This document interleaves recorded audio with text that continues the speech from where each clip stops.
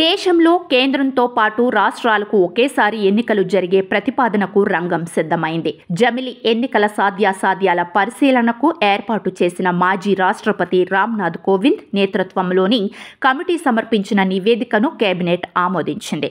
ప్రధానమంత్రి నరేంద్ర మోదీ అధ్యక్షతన సమావేశమైన మంత్రివర్గం రామ్నాథ్ కోవింద్ కమిటీ ఇచ్చిన నివేదికను పరిశీలించి ఆమోదం తెలిపింది. అందుకు సంబంధించిన బిల్లును వచ్చే పార్లమెంటు శీతాకాల సమావేశాల్లో ప్రవేశపెట్టే అవకాశం ఉంది. వచ్చే విడతలోనే జమిలి ఎన్నికలను అమలు చేయాలని కేంద్ర ప్రభుత్వం సంకల్పించింది.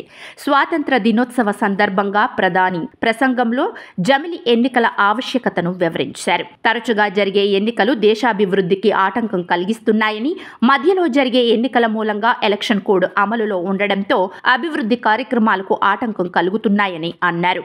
వన్ నేషన్ వన్ ఎలక్షన్ అంటూ జరిగే ఎన్నికలు లోక్సభతో పాటు రాష్ట్రాల అసెంబ్లీ ఎన్నికలను కూడా ఒకేసారి నిర్వహించడాన్ని జమిలి అంటారు. వాస్తవానికి పార్లమెంటు ఎన్నికల సమయానికి ఆంధ్రప్రదేశ్, ఒడిశా, అరుణాచల్ ప్రదేశ్, సిక్కిం రాష్ట్రాలకే ఎన్నికలు జరుగుతున్నాయి. మిగతా రాష్ట్రాలకు మాత్రం అసెంబ్లీ ఎన్నికలు, పార్లమెంటు ఎన్నికలకు సంబంధం లేకుండా వేరుగా జరుగుతుంటాయి. తదుపరి జరిగే రాష్ట్రాల ఎన్నికలు కొన్ని నెలలు అనంతరం ఉన్న రాష్ట్రాలను కూడా లోక్సభ ఎన్నికల ద్వారా పొడిగించవచ్చని రామ్నాథ్ కోవింద్ కమిటీ తెలిపింది. వాటిలో మధ్యప్రదేశ్, రాజస్థాన్, ఛత్తీస్గఢ్, తెలంగాణ అసెంబ్లీల గడువును పొడిగించి లోక్సభ ఎన్నికలతో పాటు నిర్వహించాల్సి ఉంటుంది. ఎన్నికలు వాయిదా వేసిన రాష్ట్రాలకు ఆపద్ధర్మ ప్రభుత్వాన్ని నడపడానికి ఆ రాజ్యాంగంలో ప్రత్యామ్నాయ ఏర్పాట్లు చేయాల్సి ఉంటుంది. అలా చేస్తే మిగిలిన రాష్ట్రాల్లో కూడా లోక్సభతో పాటు ఎన్నికలు నిర్వహించే అవకాశం ఉంటుంది. ఈ ప్రయత్నంలో భాగంగా కేంద్ర కేబినెట్ ఆమోదం తెలిపింది.